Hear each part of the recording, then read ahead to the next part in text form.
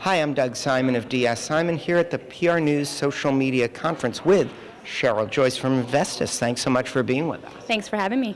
Great. There's been a lot of talk about analyzing what's going on about your organization on social media. But what are the things organizations really need to be looking for and looking at? Organizations should be looking at data. It's not just about social media. I think we always forget about integrating the social media channels that we're on with our website.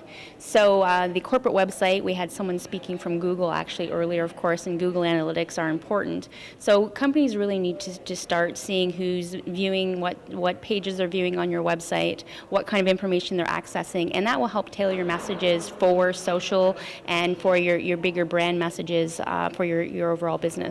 Great. So Google Analytics obviously a must-do. So what is some of the other data that they should be collecting, and what are different ways to do that? Oh, sure. For social media, I'm a big user of TweetDeck. Of course, you want to know if you want to use Twitter, you should know what your peers are doing on Twitter, so what your competitors are doing on Twitter.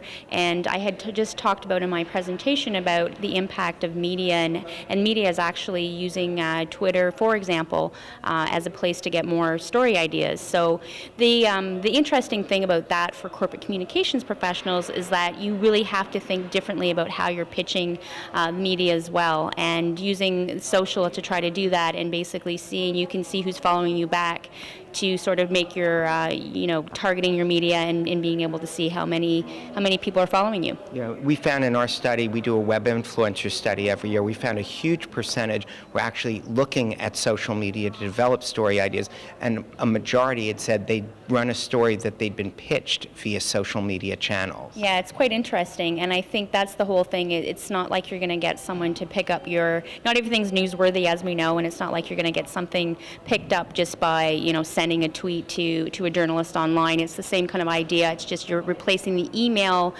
pitch that you would traditionally have done. I was a PR person for a while, and just sort of starting to follow and share information and really target what you're saying to that journalist to be able to get them more interested in your company. Well, after we hear that, it's a great loss for the PR industry, but thanks for these great contributions to our view. Thanks a lot for having me. Thank you.